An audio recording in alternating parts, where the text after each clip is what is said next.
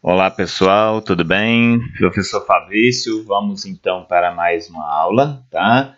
Este aqui não vai ser, no caso, vai ser uma aula um pouco mais rápida para tirar um pouco mais de dúvidas de vocês, né? Referente à matéria, estamos aí nessa quarta semana e última semana da disciplina, não é isso? Né?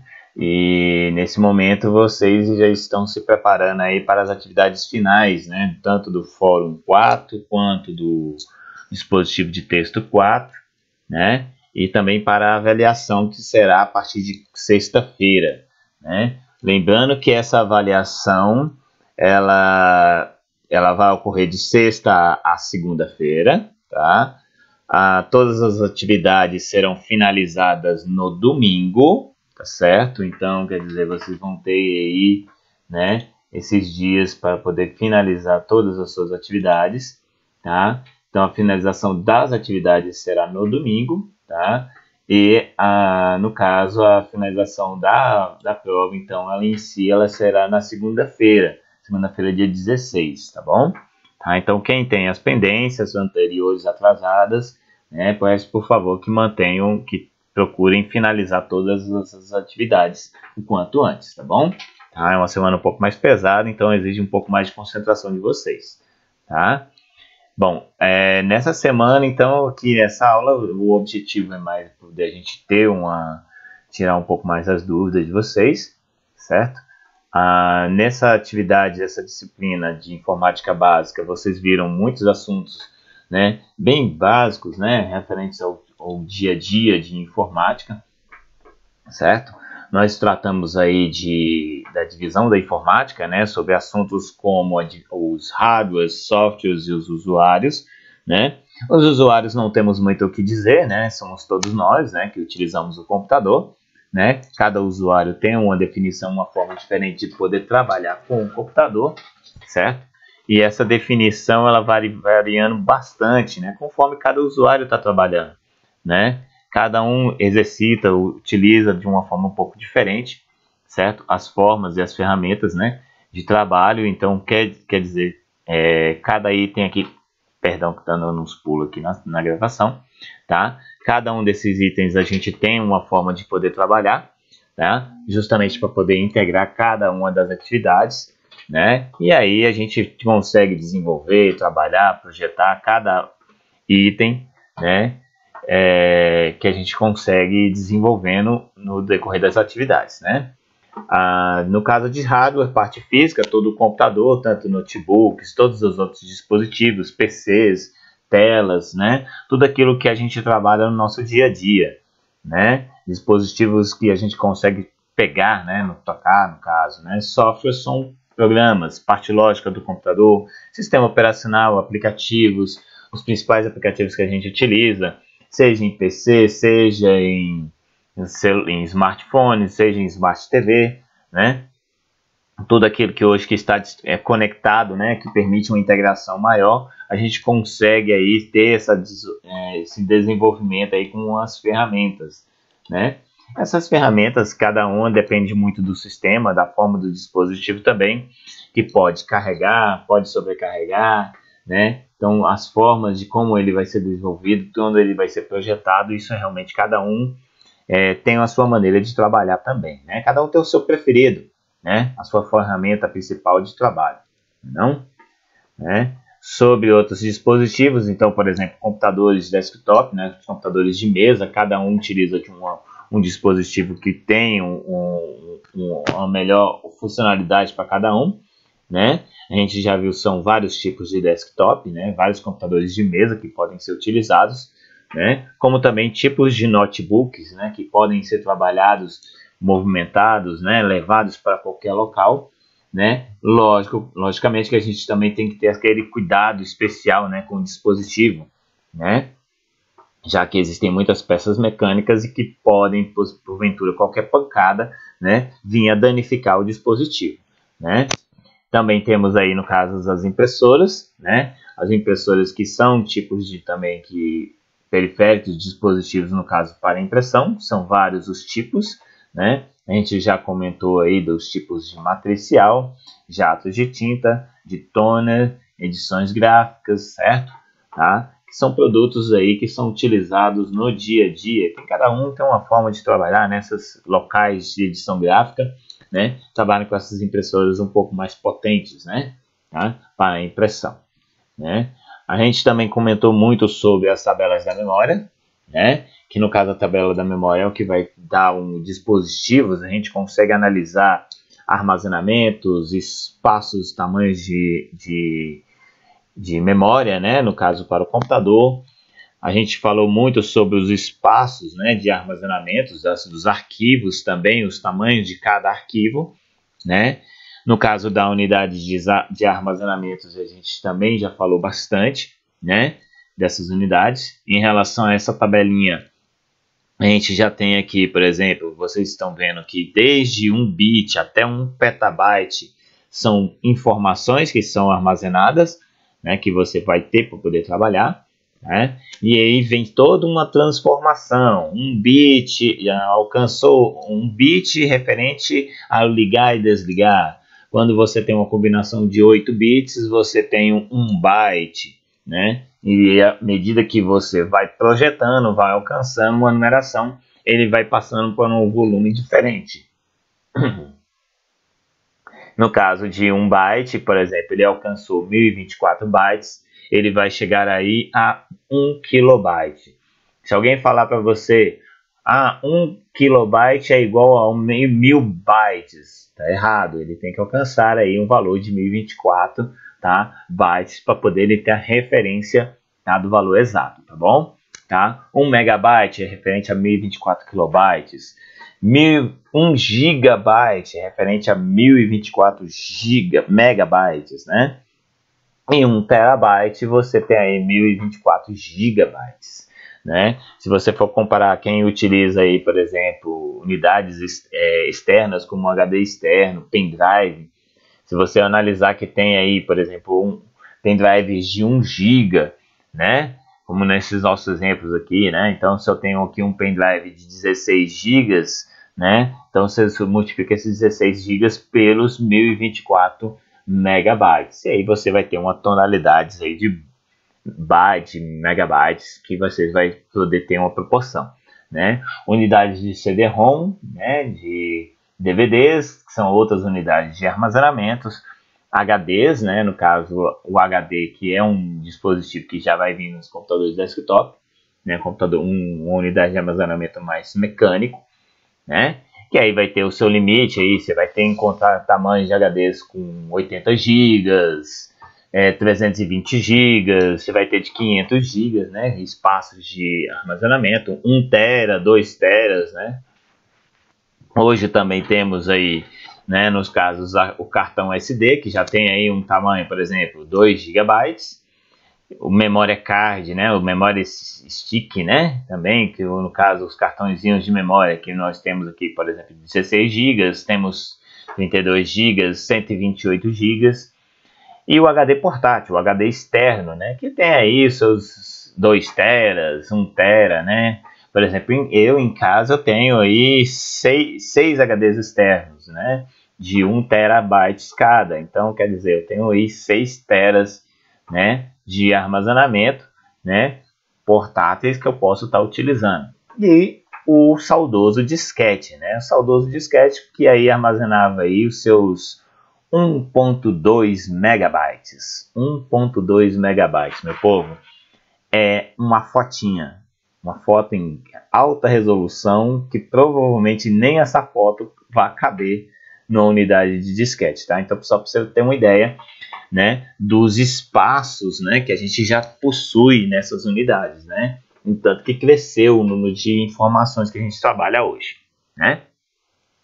No caso de sistemas operacionais, exemplos de sistemas operacionais que são instalados nos HDs, né, nos dispositivos de armazenamento, né? Então, por exemplo, aqui no caso dos sistemas operacionais que controlam o funcionamento de um hardware, de um computador, tá? É ele que vai fazer toda a operação, o sistema de operação da máquina, né? Vai fazer memória, processador, e ter uma inicialização, vai poder processar os dados, vai fazer um aplicativo poder ser instalado, você poder criar um documento, tá?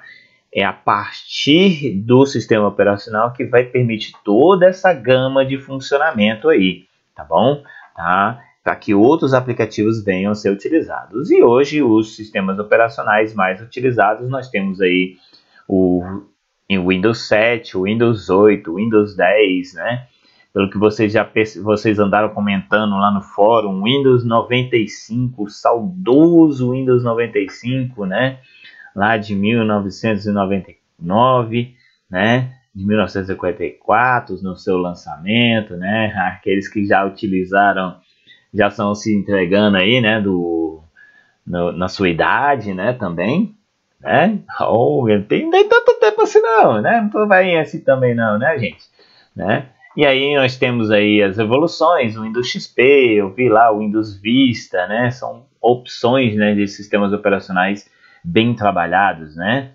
E hoje nós temos aí o Windows 7, o Windows 8, o Windows 10 e o mais novo, né, o Windows 11, né, para alguns computadores. E aí vem aquele detalhe, não são todos os computadores que vão aceitar o Windows 11, já que o Windows 11 vai vir com um sistema de segurança maior, né, e exige que a sua máquina tenha esse tipo de proteção, né, esse tipo de ferramenta de segurança, né. Se ele não tiver, ele não consegue ser instalado. Mas é lógico que a gente consegue já burlar o sistema, né? Hoje em dia a gente já consegue trabalhar de uma forma que a gente consegue fazer a instalação dos sistemas operacionais na máquina. Não é no seu 100%, é lógico que depende muito do tipo da máquina, né?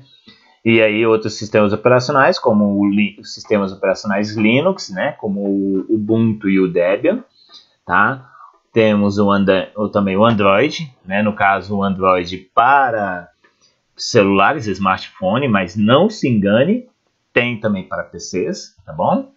Tá? Os Mac, né? Os sistemas operacionais da Apple, né? No caso para Mac, por exemplo, o Mac OS X, tem o Leopard, tá? Tem o El Capitan, tá bom? Então vários hoje os sistemas operacionais Mac, tá bom?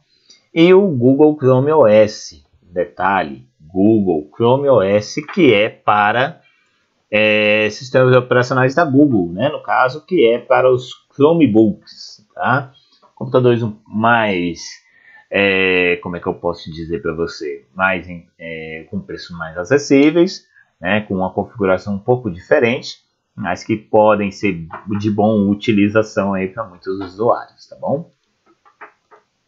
E no caso aqui nós temos alguns exemplos aqui dos sistemas operacionais, né? Do Windows XP, um Windows 7, né? Com o estilo do Windows 8, para quem nunca chegou a ver esses tipos de tela, né? O Windows 10, né? Que muitas utilizam. Um exemplo de um sistema operacional Linux como o Mandriva, tá? O Linux Educacional 4.0, hoje já temos o 6.0, perdão. Temos o Linux Mint, tá? Que é uma tela um pouco mais intuitiva, né? Muito próximo das telas do Windows. As telas do Google Chrome OS, tá? Vocês podem perceber que tem muitas configurações de ferramentas próprias do Google, né? O Google Chrome, o próprio Google Chrome, que é um navegador. Se ele não tiver Google Chrome, se ele tiver Google Chrome OS, ele é um sistema operacional, tá? Então, cuidado com as referências, tá bom? Ferramentas como o Gmail, né? O próprio YouTube, tá? Então são ferramentas aí, aplicativos que vêm instalados. Telas do macOS, né? Da área do Mac, computadores Mac, tá? Tem esse modelo que é um modelo do El Capitan, tá? E no caso, a gente também existem aí, no caso, as distribuições Linux. A gente consegue falar muito do Windows, porque o Windows segue mais ou menos um padrão, né? Desde o Windows 95, Windows 98, o Windows XP, o Windows 7, 8, o 10, aí você fala, pô, mas não teve o 9? Não teve o número 9. Mas tem uma versão que é próxima do 9, que seria o Windows 8.1. Só que a Microsoft fez de uma forma que a gente fale hoje o Windows 8.1 e não o Windows 9, né? Vai saber, depende de cada empresa, né? No caso da Microsoft, porque são sistemas mais proprietários, né? No caso, são sistemas que, no caso, como o Mac também, tá? Porque eles já são sistemas aqui, no caso, que já são próprios de uma empresa, tá? No caso de sistemas Linux, eles são sistemas de software livre, tá? O que quer dizer software livre? Quer dizer que é liberdade. Vários usuários podem desenvolver um sistema, por isso que hoje já tem mais de 300 distribuições Linux, né? Que é o termo utilizado para os vários sistemas operacionais de Linux, né? E aí só tem alguns dos exemplos, como a gente já falou do Mandriva, né? Do Mint, do Linux educacional, o famoso Ubuntu, né? Que é uma base para muitos desses sistemas operacionais, o Fedora, o OpenSUSE, Manjaro, Arch Linux, tá? Fedora, Ubuntu, Edubuntu, tá? São várias as distribuições e eu gastaria muito tempo falando sobre elas, tá bom? Tá? No caso agora, tipos de rede, a gente também já deu uma tetrada, né? A gente já falou bastante, né? Como no caso, tipos de rede que nós temos utilizando hoje. A internet, que é a rede das redes, também conhecida como a rede mundial de computadores. Hoje, vários usuários têm o acesso por diversos dispositivos, né? É lógico que a internet é acessível a todos, não está para todos, né? Já que nós temos ainda muitas diferenças, né? Problemas sociais, que isso impede que todos os usuários hoje tenham acesso à internet, né? Mas já ouve falar, já trabalha, então você tem interações, você utiliza as ferramentas de serviços, como e-mail, redes sociais, né? Eu coloco como principal o e-mail, porque hoje em dia você tem que ter um e-mail para poder trabalhar dentro da rede mundial de computadores, né? É fundamental para que você possa trocar, ter um acesso a diversas funcionalidades, né, da internet, você possuir um e-mail. É lógico que não é um e-mail JJ447644. Isso não é um e-mail, isso é uma informação que você colocou, um caractere qualquer. O e-mail é aquele que você vai falar com o seu e-mail, né? É aquele que vai te identificar dentro da rede. Então, no meu caso, eu tenho o fabricio.brito, tá? @gmail.com. Então, é uma identificação minha que eu tenho, né? O professor.fabriciobrito @gmail.com. É uma identificação minha dentro da rede mundial de computadores, tá bom? No caso de intranet, que no caso é uma rede empresarial, no caso é uma rede privada, que somente os usuários que têm acesso, né, são autorizados, no caso dentro de uma empresa, tá, que você vai ter condições de poder trabalhar, tá? A extranet, que é quando você utiliza parte de uma intranet e é disponibilizada por meio da internet. Então, o que seria isso?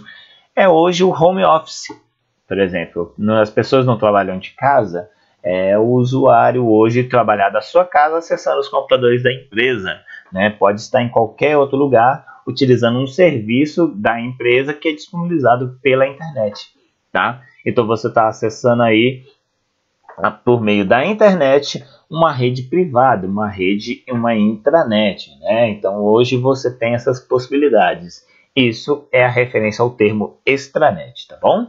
Tá?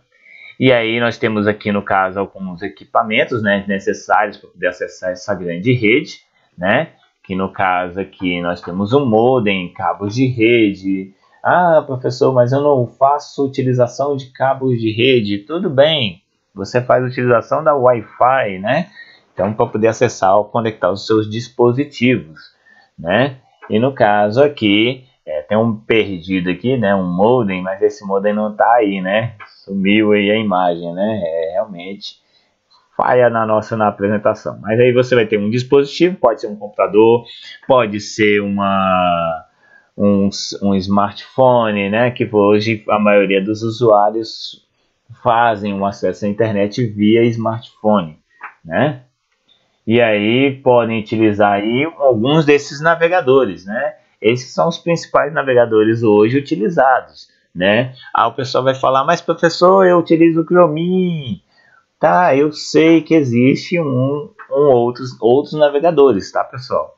Mas esses são os principais. Mas, professor, o Internet Explorer já deixou de ser utilizado, e Netscape também. Tudo bem, existem ainda outros sistemas operacionais, só que esses aqui são os mais falados, né? Google Chrome, né? Não tem o OS, então não é sistema operacional, é navegador, tá? O Opera, o Safari, que é próprio para computadores Mac, né? O Mozilla Firefox, que é muito utilizado, é um dos principais navegadores para quem utiliza Linux, tá bom? E o Microsoft Edge, né, no caso, que é o sistema operacional da Microsoft hoje em dia, né? Se a gente falar, por exemplo, de internet, navegadores, a gente também está falando aí de armazenamento em nuvem, né? Que no caso é o que? Conectar os seus dispositivos para você ter acesso aos seus arquivos, né? Então, muito se fala hoje de backup, né? Backup na nuvem, né? Ah, eu faço meus backups na nuvem. O que é o backup? É uma cópia de segurança dos seus dados na nuvem, para que você possa acessar de outro local, né, os seus dados, por exemplo, tabelas, documentos, imagens, músicas, né, sua playlist, né, pelo carro, que aqui hoje a maioria dos carros estão, os mais novos estão vindo com conexões à internet, né, então você consegue acessar a sua playlist principal, né, e hoje os principais, né, no caso, locais, né, os dispositivos mais utilizados para armazenamento em nuvem, né? Nós temos aí o Google Drive, o OneDrive, Dropbox, SkyDrive. Professor, esqueceu do Drive. Drive da Apple, tá? Então, quem tem sistema, por exemplo, um iPhone, tem seus dados sendo armazenados lá dentro dos computadores da Apple, um backup de todos os seus sistemas. Tá? Quando eu falo backup, pessoal, a gente fala que é cópia de segurança. É você ter informações suas sendo gravadas em outros locais. Tá?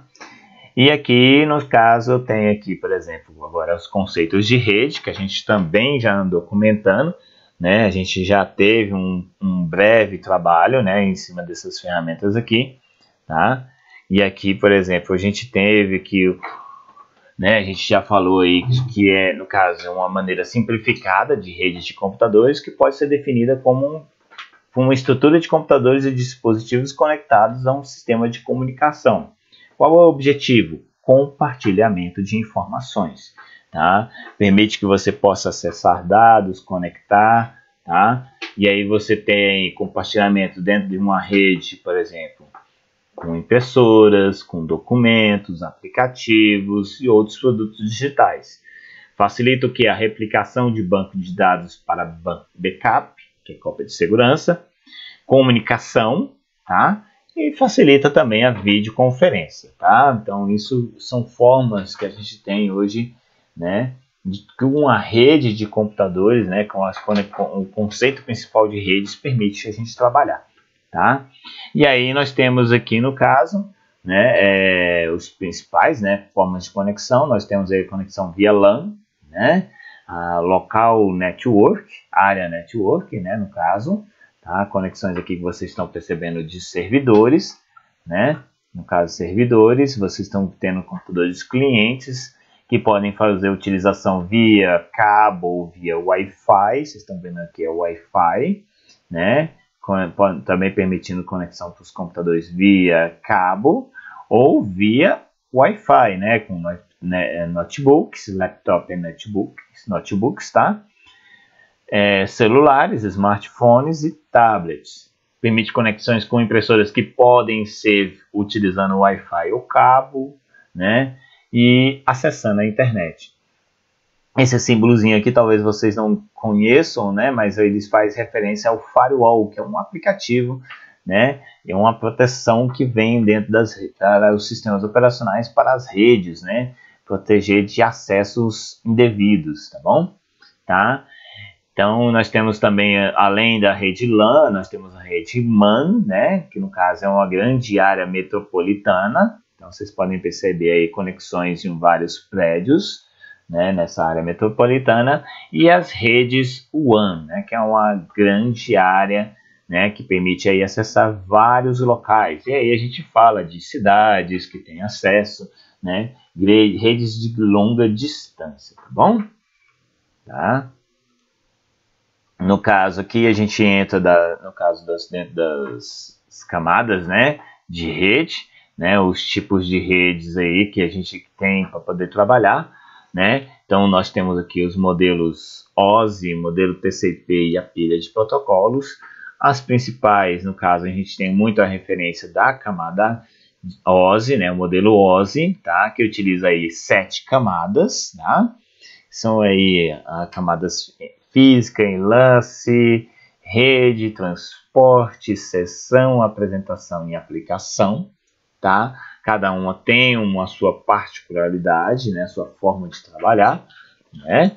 No caso da rede TCP, nós temos aqui a rede, que engloba 2 camadas dentro da modelo OSI, e a internet, que pega aqui o modelo rede, né, a camada de rede dentro da camada OSI, né, do modelo OSI. Temos uma camada parecida, que é a camada de transporte, né, que você percebe que é parecido nas 3 modelos, né, e no caso a camada de aplicação, que pega aqui os 3 modelos da camada, as 3 camadas de aplicação, apresentação e sessão, e coloca numa única camada dentro do modelo TCP e da pilha de protocolos.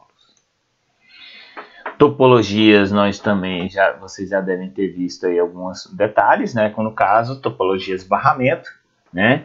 Anel, que no caso é a topologia barramento, que é aquela que trabalha todos eles conectados num único fim, tá? Na camada anel, a topologia anel, que no caso eles trabalham com os computadores em círculos, né? Então você tem essa referência, o fluxo de dados, eles têm esse caminho aí, né? Sendo trabalhado, projetados, né? E aí nós temos, no caso, a topologia estrela, tá? Que permite aqui um concentrador de rede, como um switch ou um hub, tá? Que permite conectar vários outros clientes e até computadores servidores. Lembrando que servidores são grandes computadores mais potentes, né, que armazenam grandes informações. Tudo bem? Tá? Outros pontos também que a gente deve falar, né, não podemos esquecer, são os malwares. Tá? Os malwares, que são softwares que têm um objetivo malicioso, né, algum fim específico, que para prejudicar a sua máquina, muitas vezes é para prejudicar a sua máquina, tá? A você mesmo, tá? Mas existem alguns vírus que também são utilizados para controlar a rede, tá? De uma forma ruim também, né? Porque a grande maioria tem algum fim específico, né? Então, no caso dos tipos de malwares, né, isso inclui o próprio vírus, tá, que é um tipo de malware que, ao contrário do que a maioria das pessoas falam, nem tudo que ataca um computador é um vírus, mas ele pode prejudicar os arquivos do sistema, né? O sistema operacional começa a travar, começa a falhar na sua inicialização, pode ser um malware, né? Temos os Trojan Horse, né, os cavalos de Troia. Os spywares, que são softwares espiões, né, como o Keylogger, que são cópias ele copiam senhas, né, digitadas no seu teclado, e o Screenlogger, que copia telas, né, as senhas que são digitadas nas telas, né, utilizando aqueles aplicativos, né.